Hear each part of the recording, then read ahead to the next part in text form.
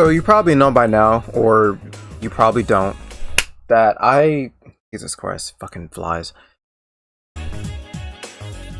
So you probably know by now, or you probably don't.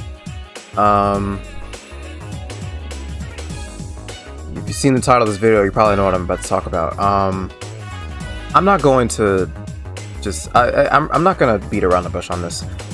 I've officially denounced my Christianity.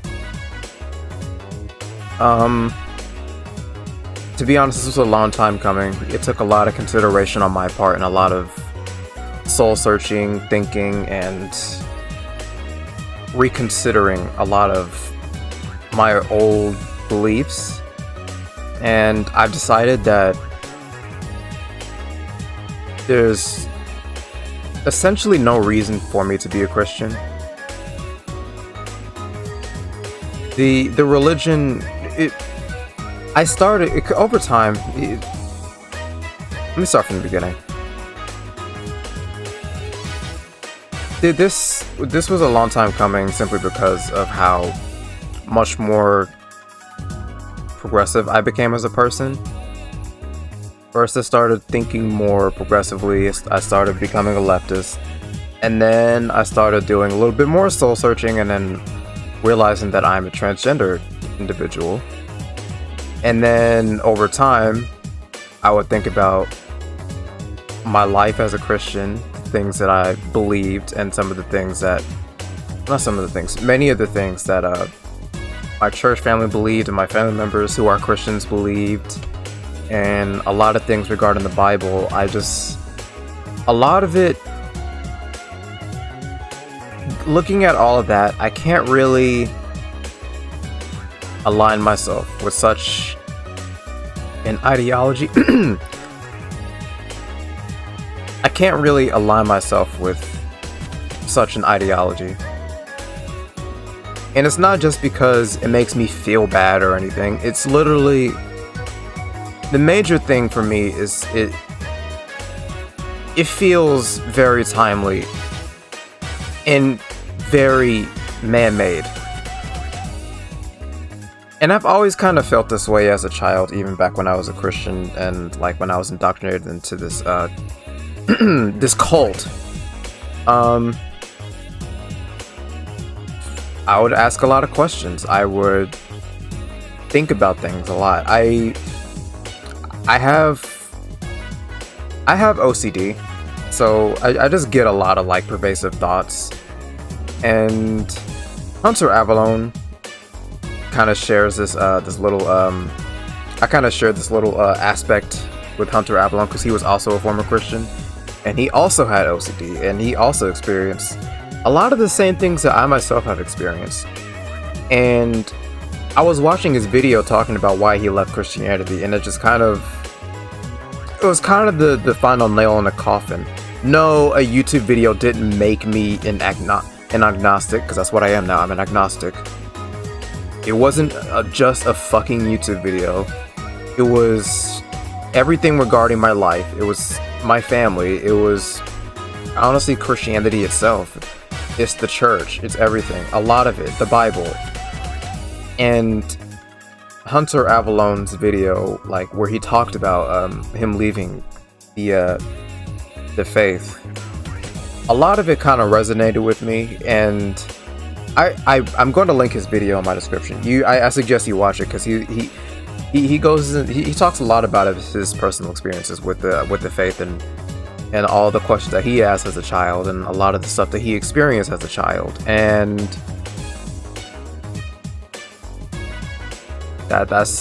it's me viewing that and listening to him talk about these things. It kind of, for lack of a better term, is kind of, it was a little enlightening. And again, it was a final nail in the coffin. So it was like, that plus everything else, I couldn't be, I can no longer call myself a Christian or be in this cult. You see, the thing with Christianity is a lot of, it's very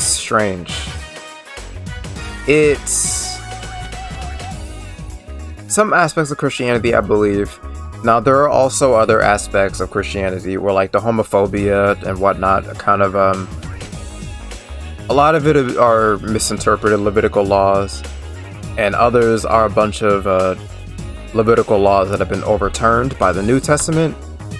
So it's like, those aren't the reasons why I'm not a Christian. The main thing for me was not the homophobia itself, it's God himself in the context of the Bible. You see, let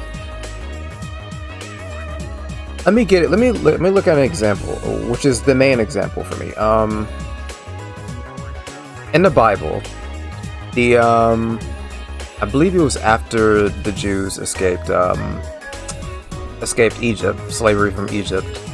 They were wandering the wilderness, and then they came across a bunch of and they would go back and forth with God on, like, traveling and settling, and oftentimes they would find other settlements, and the Lord would basically mandate that they slaughter everyone, kill everyone, leave no one alive, babies, cattle, nothing.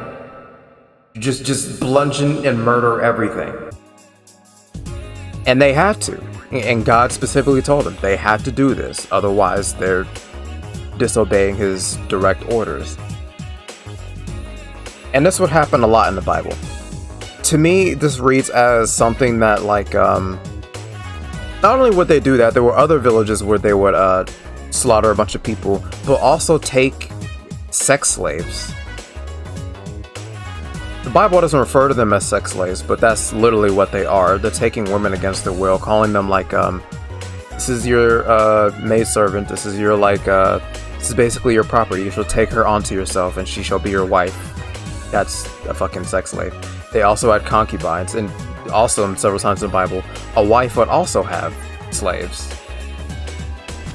And slave is a very, like, weird term when you look at the context of, when you look at the original language that it was derived from. Because if I remember correctly, the word slave derives from, I think it was a Hebrew word that just simply means servant. But God also said that it's okay for you to beat your slaves as long as you don't kill them, so a servant that you're allowed to beat, I mean, I don't know, man, that is by modern definitions, that is definitely slavery. And God said that that's perfectly okay. You can beat them and everything, just don't kill them.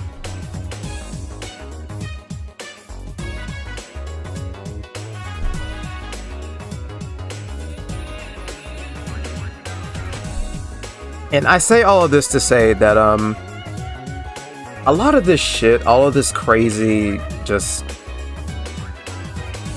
unironic evil, to me reads as a men post hoc justifying their sins.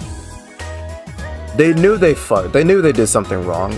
They knew that they were just literally killing a bunch of innocent people, basically. Well, I don't know how innocent they are, but an entire settlement cannot be full of just, like, not everyone in one settlement is, like, an agent of the devil or a Satanist demon creature or whatever.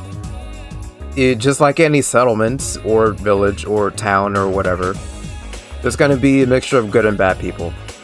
These fuckers killed every single one of them. So, no, they're not all just like a bunch of evil people. I reject this. It's unrealistic. So I do say that all that to say that it is post-hoc justifying. They knew that they did some really horrible, fucked up shit. And so what do? They say, oh, well, God told me to. I had to. And for me personally, when I was reading this, it felt horrible. And I was still a Christian reading this. All of it just didn't sit right with me. It felt wrong.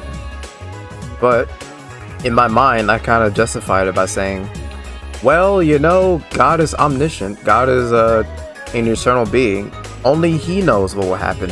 maybe something really bad could have happened if they didn't slaughter all of them. You know, like the fucking time traveler dumb shit, because, you know, God is a timeless being and he's outside of time, so he knows what'll happen in the future if this thing does or doesn't happen or whatnot. You know, all that type of shit. I justified it through that kind of logic.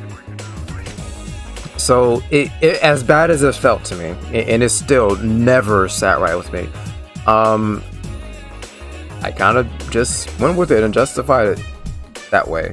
And a lot of the Bible is kind of like that. Now, sure, there is some blatant misogyny.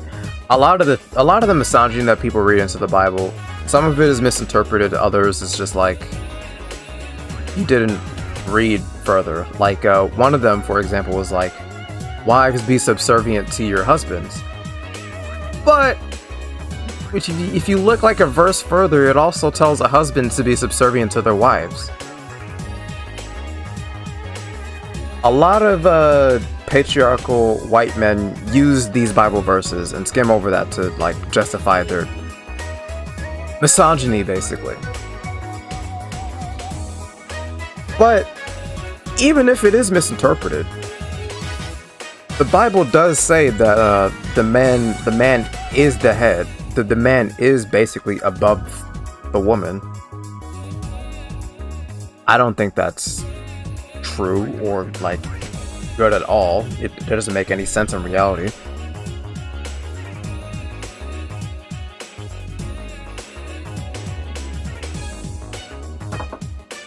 It's like literally the only advantage that a man has over a woman is like basically it's like physical strength. That's pretty much about it. We humans have it's complicated. That's like about the only thing that a man has over a woman, and humans are just like advanced creatures. We utilize our intelligence more than we do our like physical strength anyway. So like strength is kind of meaningless. I'm just rambling. Another thing for me that like really like turns me away from Christianity is like the very concept of hell. Cause like, you know, hindsight's a bitch. In hindsight, it is very, to me, it is very fear-mongering. Like, it is so convenient to like to control. It is so convenient that you're able that like everything that like straight white men doesn't like is satanic and will be met with eternal suffering, like forever. Something that nobody on this planet would want. Like not a single human being will want to be in suffering for all of eternity. You know, it seems a little bit convenient that everything that straight white men don't like is deserving of eternal suffering. The very concept of hell just sounds, again, completely man-made to fit an agenda and to create a society that serves only a small demographic of people that are fucking egotistical in every sense of the word. See, a lot of what I know now about like reality regarding like the Bible is so far removed from reality, and like I said before, it is very of its time. It was written in such a very barbaric time, and barbaric pieces of shit used it to justify their barbaric behavior. So it's considering that, how can it not be man? How can you not see that it's man-made and timely and fucking old-fashioned? And we live in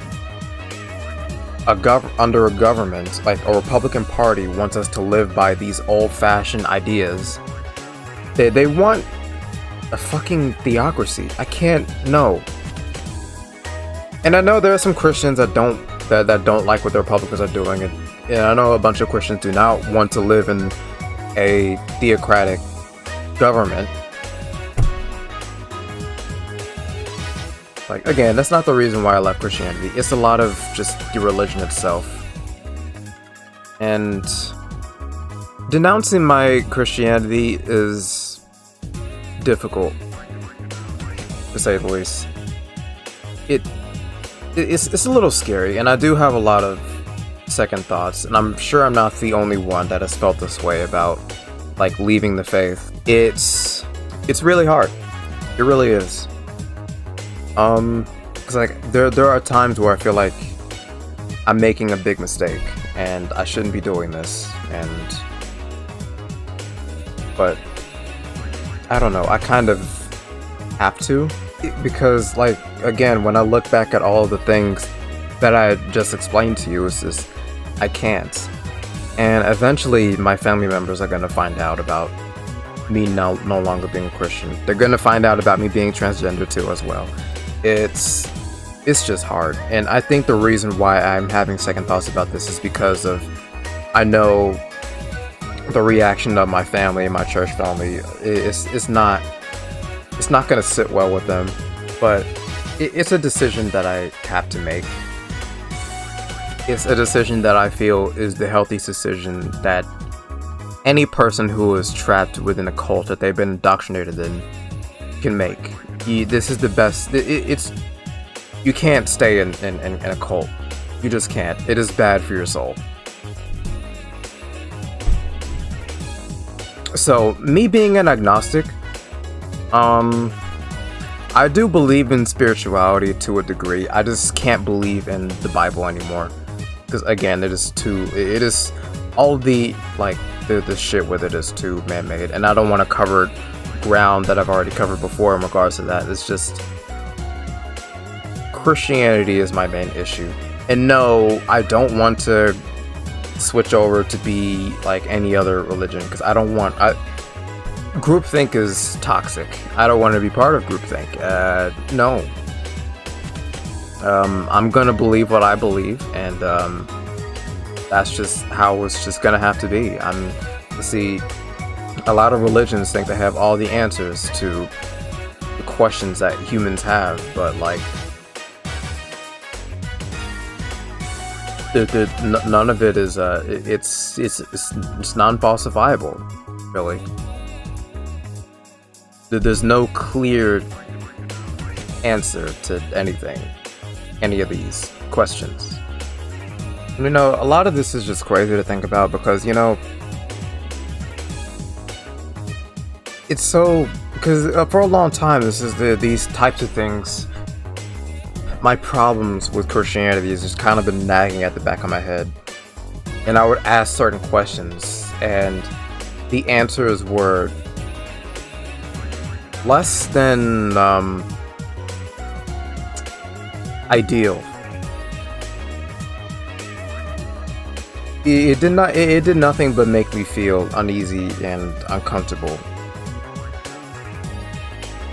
Because here's the thing, another aspect of Christianity that kind of bugs me. And this has always bugged me. The idea is you basically have to live a subservient life. You have to bend the knee to this being just because. And it just felt very egotistical to me. And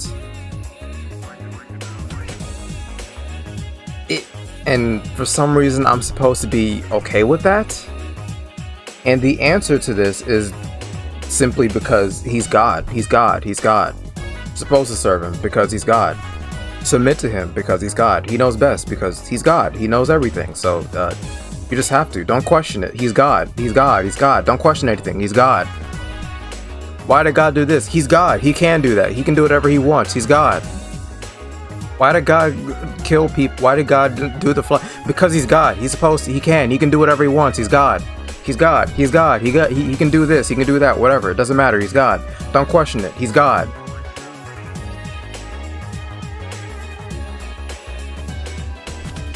And it's always just felt awful. It really...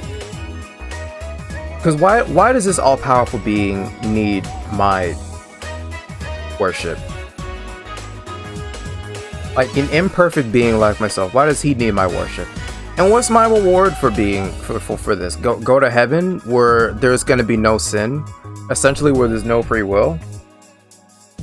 And to me, like, the idea was that, like, you become like this perfect being after going to heaven, so like you won't want to sin because you love God so much or whatever. I mean, I understand that, I get that, but you know,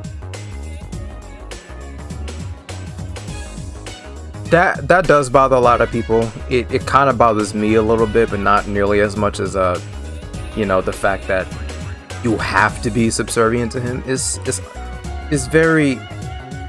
An all-knowing being made imperfect beings. And again, I kind of justify this by saying, well, he loved us so much that he created us anyway. Like, okay, I mean, yeah, whatever, I get that, that's fine, I guess. Not gonna question that one. That's not like, well, again, that's not like the big issue that I have with Christianity. It's a lot of the stuff that I said. I'm just rambling right now. Heck, I remember when I was little too, like, and I would ask my mom, like, why would God, like, start a flood and kill people? God killed people. He's not as perfect.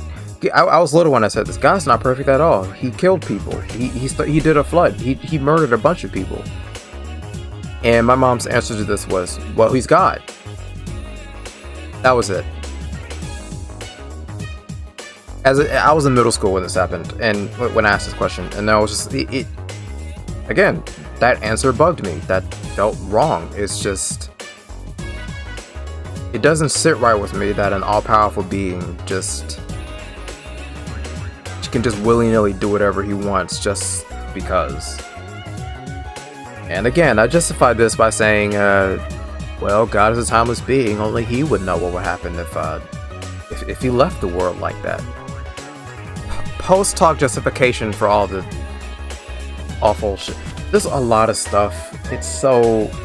And again, the second thoughts are like... I'm getting a lot of second thoughts about this. Simply because it's probably... A lot of it has to do with my OCD, to be honest with you. But, I don't know. I only just now decided to denounce my faith, and... I think over time it'll get a little easier. It still feels like I'm making a big mistake at times, and that I'm gonna subject myself to it, you know, eternal suffering for choosing not to believe. Yeah, it's insane. A lot of it is just it doesn't. It's just wrong. Religion is a cancer. And mind you, I said I believe in like spirituality to a degree. I don't consider that to be a religion. What I do consider to be a religion are like, you know, to me, a religion is like something that's like a spirituality plus mandate. Spirituality plus mandate and worship. That's what it is. You can believe in spiritual shit without like all the mandates, all the standards, all the and what have you and whatnot. It's all just it's complicated. It's complex. The universe is a complicated place. Life is complicated. Existence is complicated. Existence is fucking scary. I mean, I can understand why people invented religions, because existence is kind of fucking scary. Nobody wants to feel insignificant. I don't want to feel insignificant. I wish that there was like a God, not the Christian God, but you know, that there's something more to the reality that we exist in. But we'll never know until we know, you know? If we ever get to know, you know? So anywho, that's the end of my little rant and my confession. And hope you enjoyed listening to what I had to say, and did like listening to me talk shit, I hope you're willing to subscribe and smack the bell. Yeah, I can't believe I'm saying these words. Subscribe and hit the bell below the description.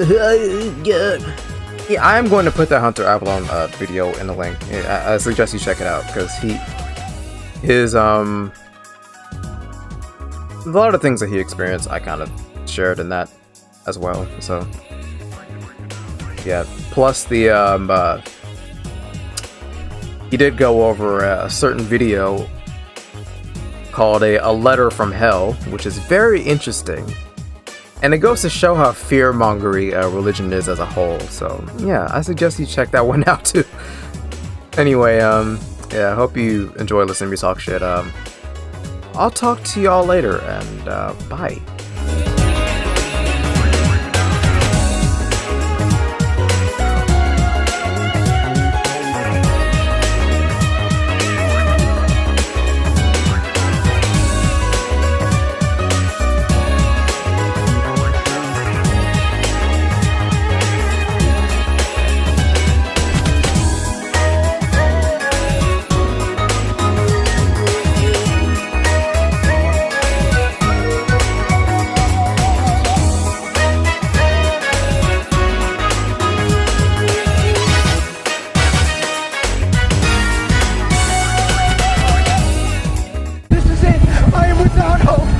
Coming closer, closer, closer.